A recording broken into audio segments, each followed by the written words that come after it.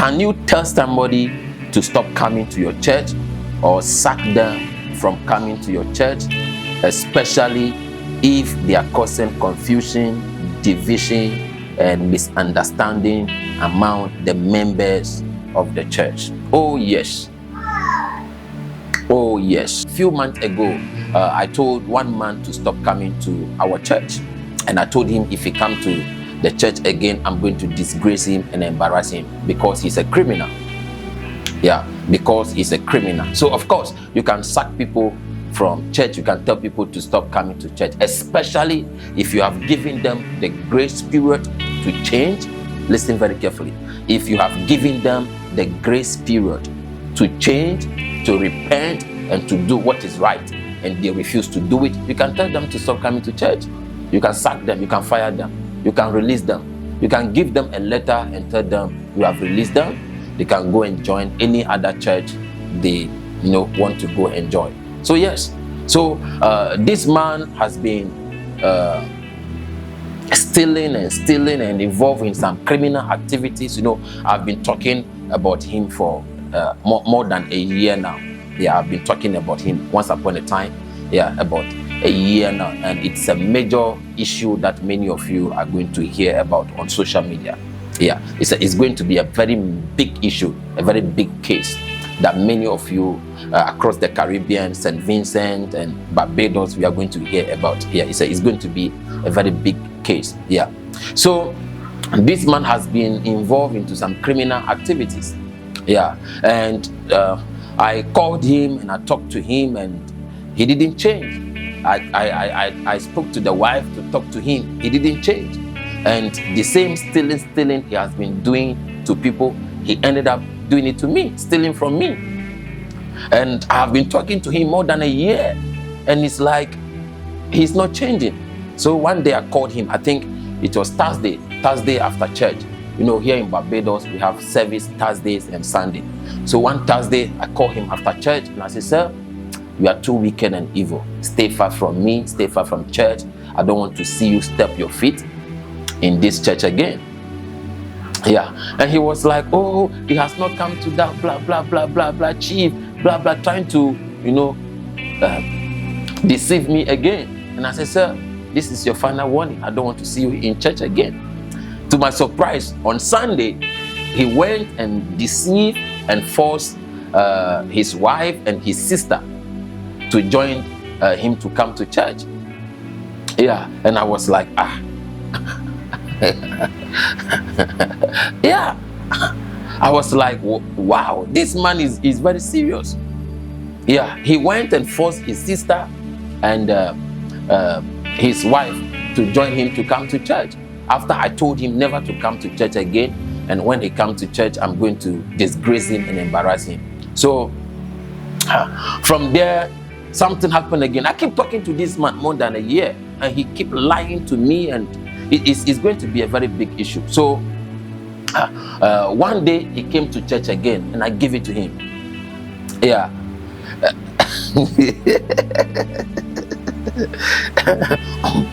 And after the service he came to see me and said like, "Oh prophet, I want us to solve this issue, blah blah blah." I didn't hear from him again, and he blocked me.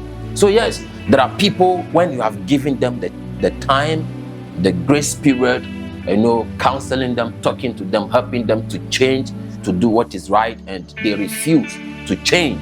Yeah, you can tell them never to come to church again. And you see, one of the biggest problem I have with some of you is that there are people in your church that you should have fired them long time ago. You should have sacked them long time ago. But for one way or the other, you keep keeping them in the church. And as long as those people are in the church will not grow. There are people in your church who are always causing confusion, division, misunderstanding.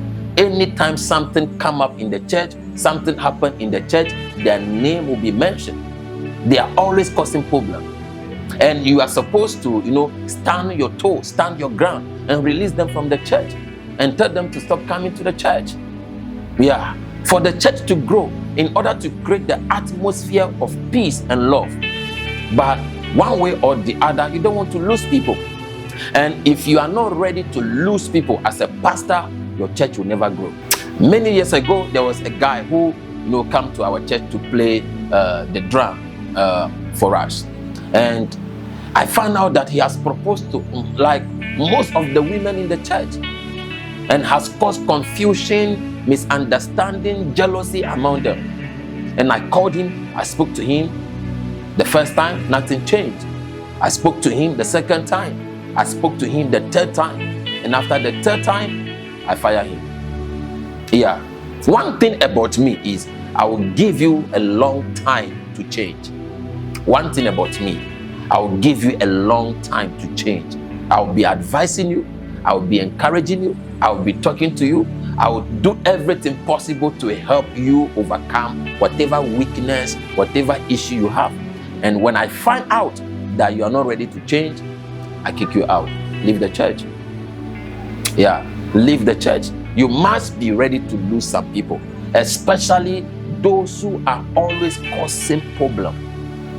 Those in the worship team, those you call elders, who are always causing problems, gossiping about people, talking about people. Every day somebody is mentioning their name. Release them. Let them go. So you can create the atmosphere of peace and love among the congregation. There are people you need to let them leave the church. There are people you need to tell them to stop coming to the church. It doesn't matter what they will say after you release them from the church. It doesn't matter what they will say. It doesn't matter how they will go with your name and blah, blah, lie about you. No, release them. Because the damages they will continue to cause in the church is more than the damage they will cause after they leave the church. I don't know who I'm talking to. The damages that they are causing in the church is more than the damages they will cause when you fire them from the church. I'm telling you.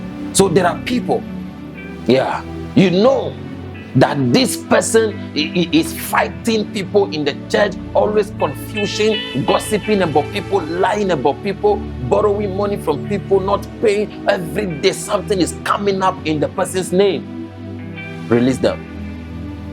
Yeah, it doesn't matter how much you love them. When you talk to them 1, 2, 3 and they are not changing, release them. Fire them. Yeah, let them go. Tell them to look for another church. Yeah, tell them to look for another church. Don't be afraid to lose people. There are people who are enemies of progress. As long as they are in your church, people will continue living and living. If 10 people come, they will go.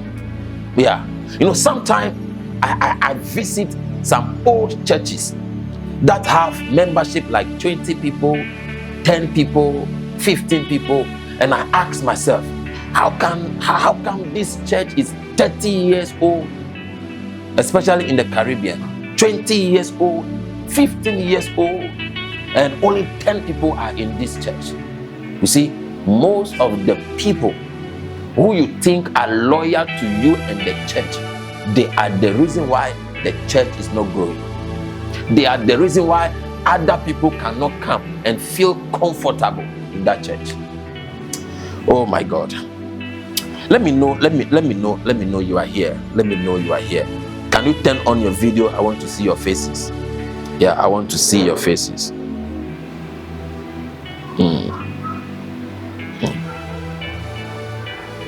I want to see your faces. Sometimes the people you think are loyal to you, they are always in church, they are very close to you, they are always around you. Some of these loyal people are the reason why strangers, visitors, and newcomers cannot come to the church and stay. Their attitude will kick people out. Their behavior, their attitude is the reason why when people come, they don't feel welcome, they don't feel comfortable. I'm telling you, their attitude, their behavior, it's like they own you, the pastor and the church. Yeah.